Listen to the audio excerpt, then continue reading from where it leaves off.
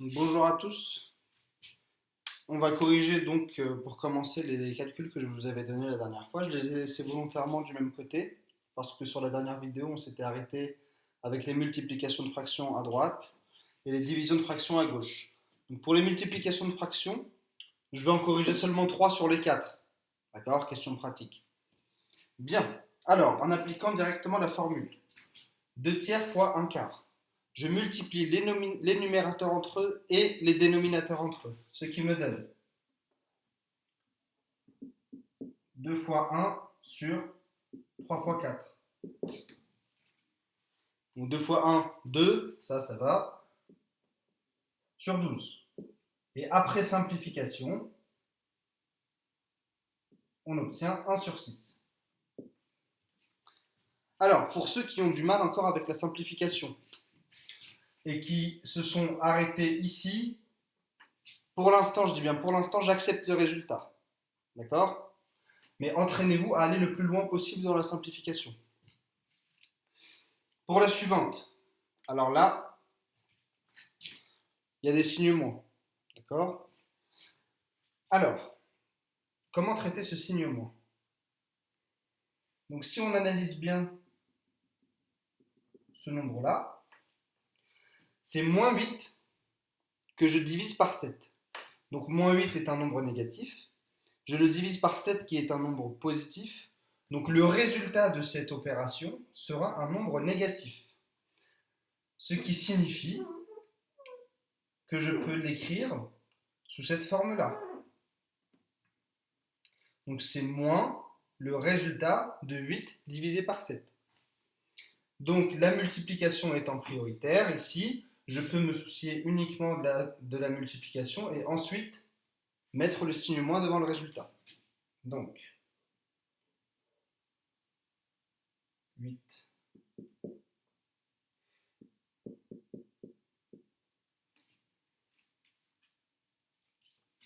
Alors,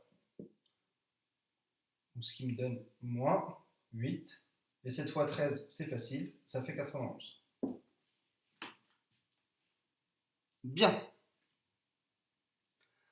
Pour la suivante, il y a deux nombres négatifs. Alors, soit on procède de la même façon qu'au cas précédent, à savoir, j'analyse ce terme-là, donc j'ai moins 4 divisé par 7, ça fait que ce nombre-là sera un nombre négatif.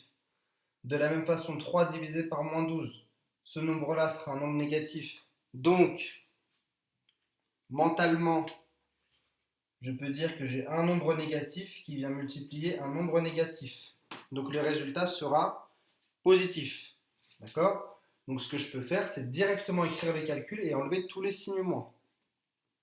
D'accord? Ou sinon, je peux considérer ces deux nombres comme étant des nombres relatifs et travailler avec eux jusqu'au bout. Donc dans ce cas-là, c'est ce qu'on va faire, comme ça vous aurez vu les deux façons. Donc au numérateur, j'ai moins 4 fois 3 divisé par 7 fois moins 12. Moins 4 fois 3, ça fait moins 12. Divisé par 7 fois moins 12. Pourquoi je laisse volontairement le 7 fois moins 12? Parce que puisque j'ai moins 12 en haut, je peux simplifier en supprimant les deux termes égaux à moins 12. Et le résultat sera égal à 1 sur 7. Donc pour rappel, pour ceux qui ne savent plus d'où vient le 1, moins 12, c'est la même chose que moins 12 fois 1. Et du coup, ces deux termes-là peuvent se supprimer. Bien.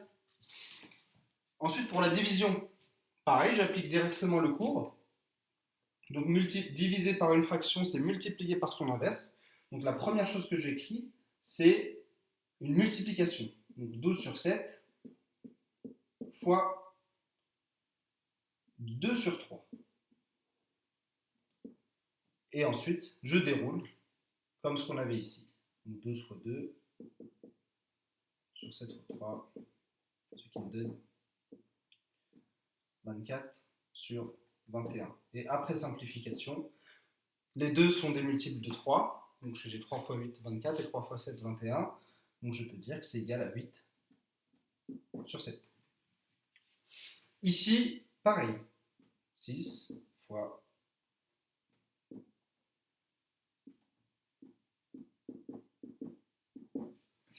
ce qui me donne 24 divisé, donc 9 fois moins 7. Donc là, j'ai sauté cette étape-là, d'accord? 9 fois moins 7 qui me donne donc moins 63. Bien. Donc je peux simplifier par 3 dans les deux cas. Et donc ça me fait 8 divisé par moins 31. Et enfin, 14 sur 20 fois 25 sur 3, qui est égal 14 fois 25 divisé par 20 fois 3. Alors ici, on va introduire une nouvelle technique. D'accord? Je ne me suis pas obligé de calculer 14 fois 25. En revanche, ce que je peux faire, c'est décomposer intelligemment 25 et 20 de sorte à faire apparaître des multiples communs au numérateur et au dénominateur. Donc égal 14 fois, donc 25 je peux l'écrire comme étant 5 fois 5, et 20 je peux l'écrire comme étant 4 fois 5.